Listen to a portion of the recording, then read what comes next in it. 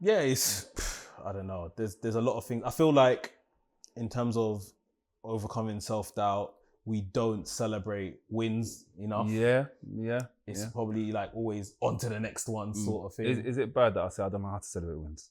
Because there's certain times there, like for example, something happened. Like for example, this last week, like I commentated Meiko Satomura's last match, one of the greatest wrestlers in the world.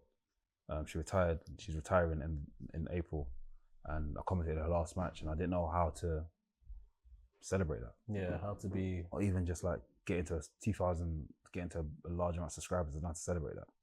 Like, and I'm thinking more of a case of like me celebrating, like just telling people.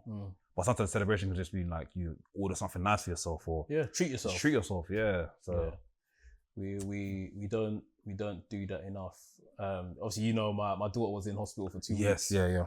And she came out, and we went out and had. I guess we were just going to have dinner anyway. But then my missus done Rosie's done a nice toast of congrats that this is her last day on the medication since she's come out. And it's like, that's it. Just something simple like that. Obviously, we're just thinking, you know, you're thanking God. Okay, the child's better now. Yeah. We can continue in life. But like, no, like let them know like we're happy you are still here, sort of thing, and celebrate those little bits as well. So they feel they can feel like, you know, feel happy, like they can start celebrating stuff themselves. as well. Yeah. You know? Look, enough. My dad used to do this thing back in the day where he still does it now, and it's funny.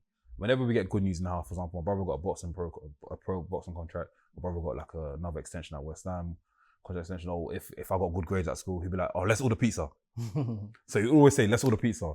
Even when things scored a goal, like the FAU, say, "Let's order pizza." Yeah. That's his go-to thing, and that's a form of celebration that he's used to like nurture us from young.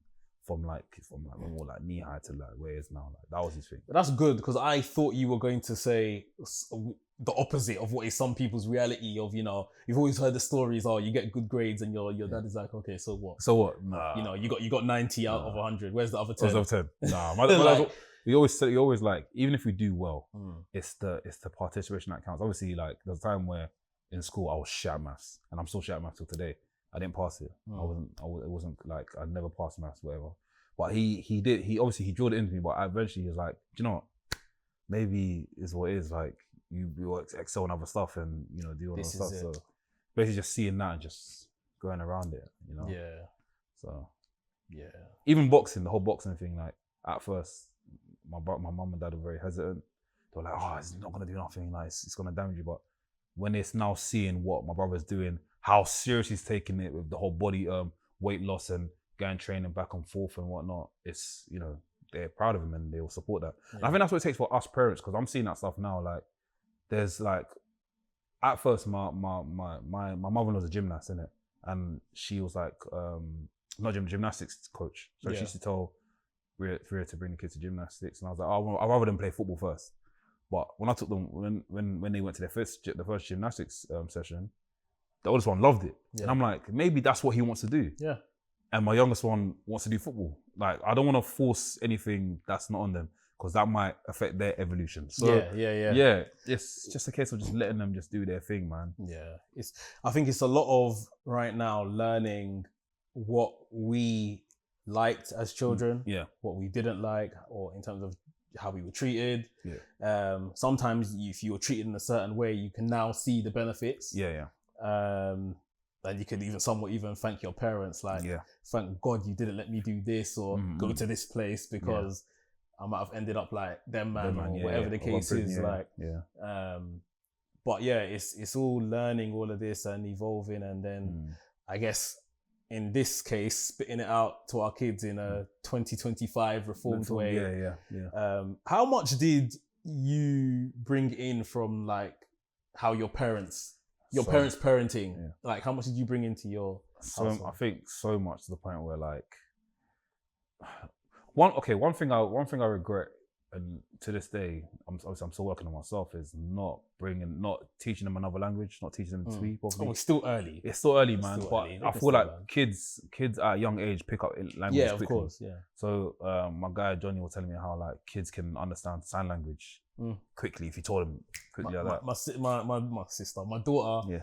they do it in school in nursery. Like, and she does it at home. So it's cool, man. So I wish that was the case. I think more of a case of like discipline. And when I mean discipline, I don't mean like just smacking the kid, but just telling them you can't do this because this. And for that reason, you're going to take a time out, or you're going to sit down, or you're not going to play this for a couple of times. You're not going to play PlayStation or watch TV.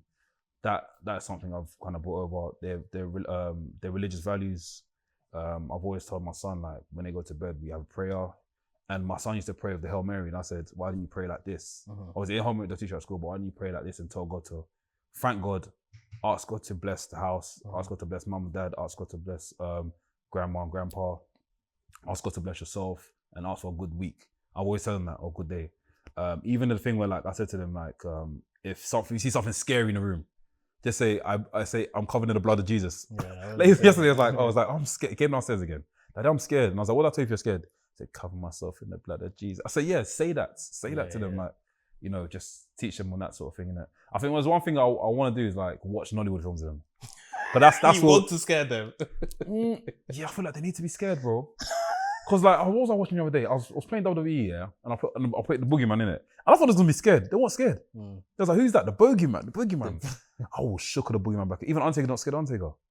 So like, what else can I make these guys be scared of? Like without going the full extent of showing them Freddy Krueger and stuff. I feel like, and plus Nollywood has good stories in it which can, you know, kids can live by. I'm sure there's many stuff you see in a Nollywood film. You're like, okay, cool, I can live by that. It's just a parable at the end. Yeah. To God be the glory. Oh, fun. But yeah, I want to get to that level where we can just chill and watch certain things. And but in terms of what you said, I've definitely used. Me and Rosie had a conversation. Like, okay, this is how our parents parent.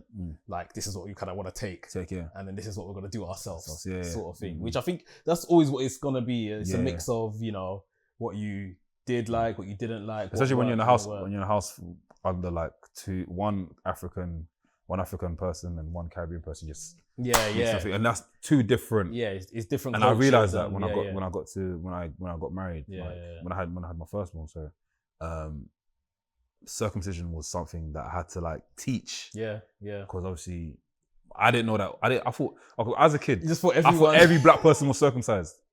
I thought every black person was circumcised until we got. Beyond that, I just thought everyone was the same. I didn't know, because I remember in second primary school, I saw like this is when I was in primary school. So I was like, hey, what the fuck is that?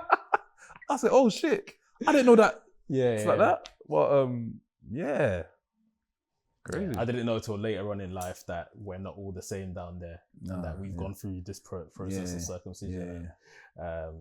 Taking my son to go and do that was its own kind of thing. Like, he handled it like a trooper. He was fine. Did you go through like a Jewish or? He had like a rabbi. I went for a Muslim guy. He was probably. He spoke Twi. Oh really? Yeah. I said, what? He was actually speaking Twi. Like he said that he cuts a lot of Ghanaian kids' skin. Foreskin. That sounds mad. But it was crazy.